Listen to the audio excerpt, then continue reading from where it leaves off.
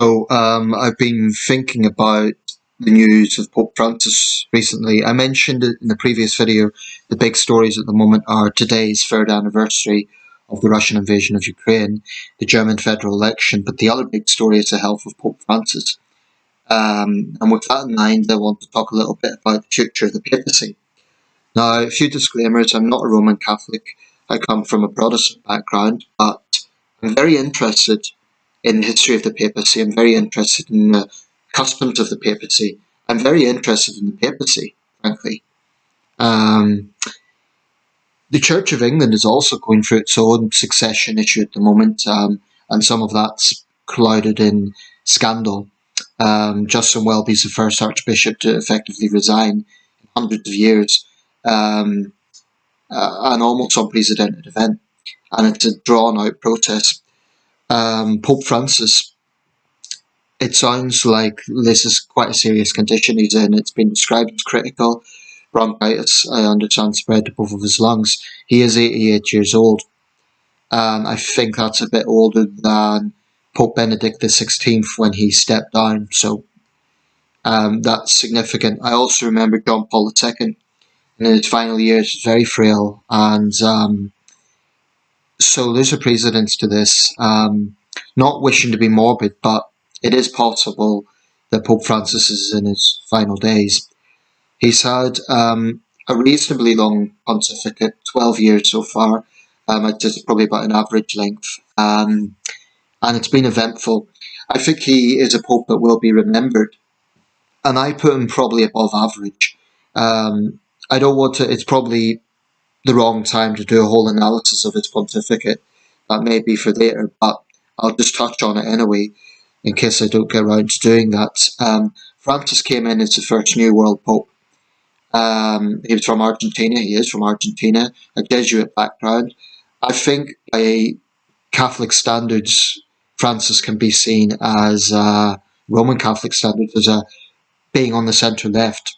But there's still enough conservative streaks in there, for example, his positions on abortion, that don't make him a totally polarising figure. But when you look at all the speculation on who will succeed him, it's quite clear that some Roman Catholics are very, very conservative in their thinking. The fact that they see Francis as being far too left-wing. I've even seen comments which sound almost disrespectful to repeat here, but quite hostile to Francis. The suggestion that he's far too far left. I don't think he's far left at all. I think he is a man who's recognised that the church has had to modernise to some extent. Now, I wouldn't say he's particularly radical. There are, like I say, conservative elements there, particularly on abortion. But Francis has made a big thing about compassion for migrants, and one thing I do find controversial about Francis, which has been a recent development, relatively recent, is he tends to view Ukraine, he tends to view Russia's invasion of Ukraine in the context of two warring parties, rather than Russia invaded Ukraine. This isn't to say he's pro-Putin, that would be unfair, I think, but I think he's a little bit too neutral on that issue for my liking.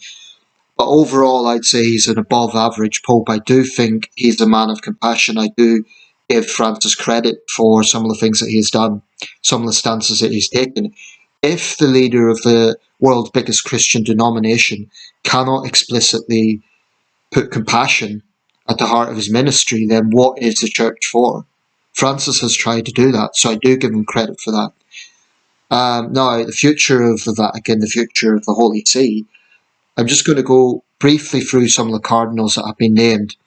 These are cardinals that will be in the conclave, because they're all under 80, but none of them are young men. Pietro Parolin, he's the Secretary of State for the Pope. He's 70. He's an Italian. I understand he's somewhat moderate. I don't know much about him. It's the first time I've heard the name. The Australian done this report. There's been a few of them floating around. He's someone to watch. If he gets in, he'll be the first Italian since Pope John Paul I. But an Italian as Pope is hardly unusual. The overwhelming majority of popes have been Italian.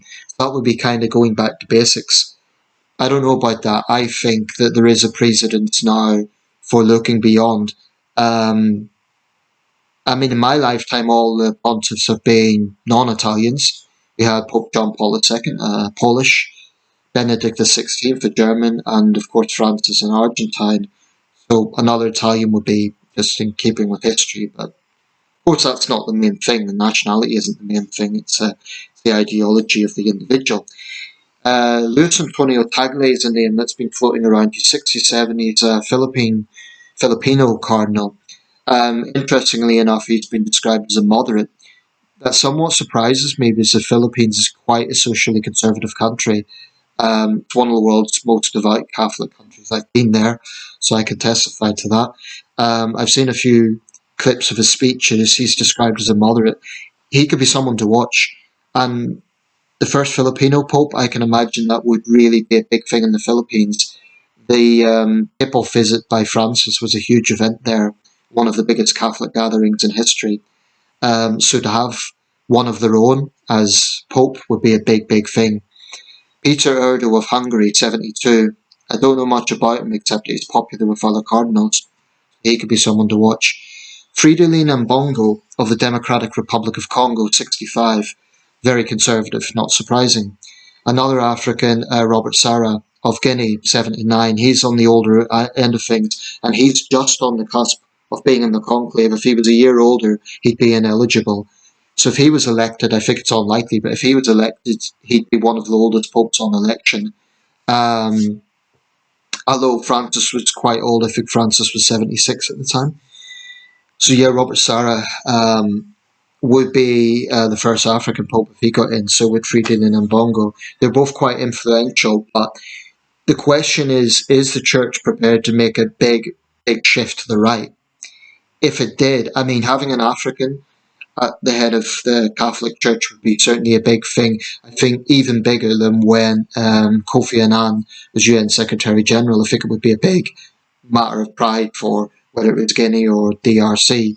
DRC is a country that has pretty much nothing but bad headlines. So I suppose in that sense it would be a bit of a morale boost for Congolese people, perhaps. But, you know, they are ultra-conservative. I personally don't think it would be a good idea for the Vatican to move to the hard right because looking at the world situation right now, we have Donald Trump, Vladimir Putin, Xi Jinping. The world's most powerful leaders are all autocrats. Francis, as it stands, is one of the few kind of centre-left major leaders in the world today. Yes, there's Europeans like Starmer and Macron. Friedrich Merz is probably one in Germany. He's on the right, but definitely I think the world trajectory is being towards the right. There's a few exceptions, like Lula da Silva getting back in power in Brazil and Claudia Sheinbaum in Mexico, but I definitely think there's been a move to the right around the world. So if the church done that, I don't know, I think it would polarize a lot of people who would expect someone at the top of the Catholic Church, for example, to be different from Donald Trump. I'm not saying that any of these cardinals will be Trumpian in their rhetoric, but just having a hard right pope, I think it would be a mistake. Having said that, I also understand that you cannot lurch too far to the left either, because that would also polarize a lot of people. Frankly, I think some sort of continuity with Francis would be ideal, but younger and perhaps, I mean, Francis, I'd say, I do think he's an above average pope. I think he's been a good communicator, certainly earlier in his pontificate. Very interesting backstory. My money, honestly, would be on Luis Antonio Tagle. I think he would be an interesting pick, from what I know. There has been a few Americans named, a few American cardinals, or at least one. I can't see an American pope simply because it would look, I mean, America is the most powerful country in the world, so having both President of the United States and the Pope, both Americans, it just look unbalanced. I don't think the Cardinals will ever go for that reason.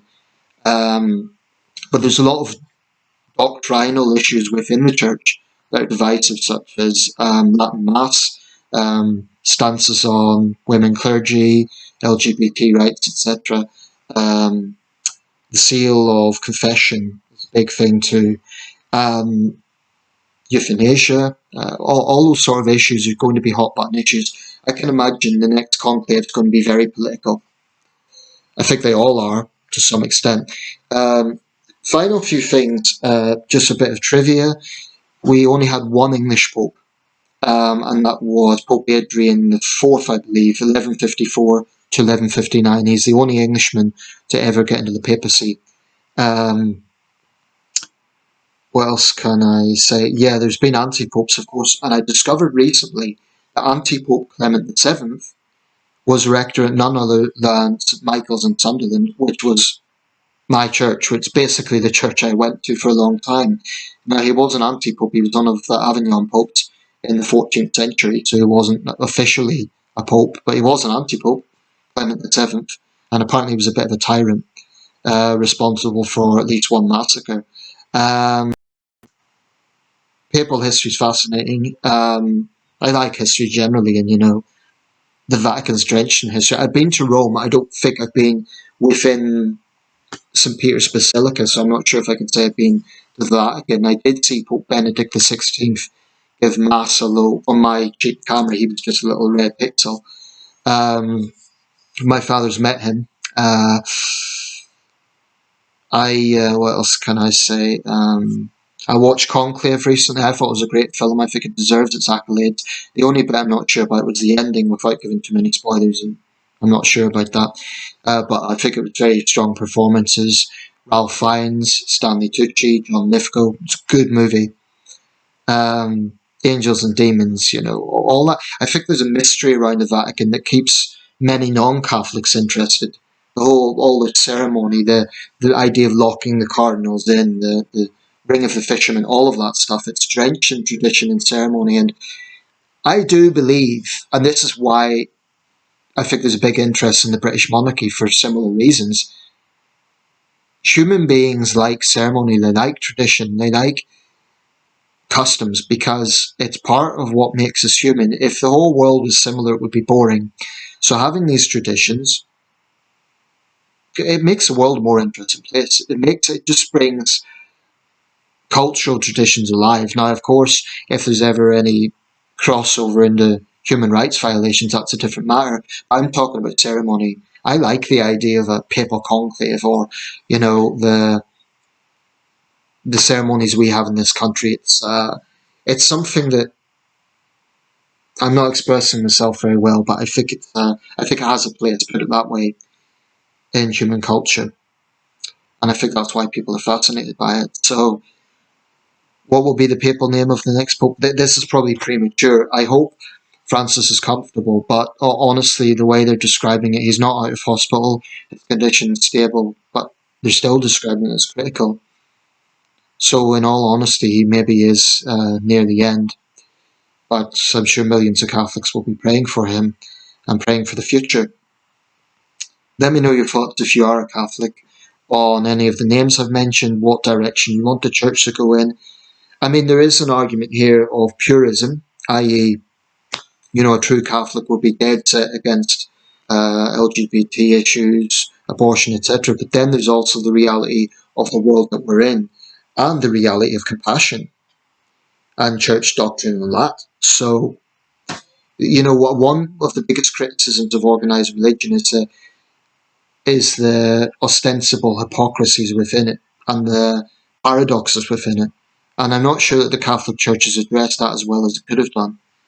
I haven't even mentioned all the sexual abuse scandals. Francis has done something in addressing that. But that isn't just a periphery issue. That has been a major, major issue in the Catholic Church. And I don't think it will go away in the next pontificate. More cases will emerge. What has to be seen to be done is priests, clergy who are proven to be guilty have to be treated like any other criminal. They have to be arrested. Anyway, I'll wrap this up. Let me know your thoughts.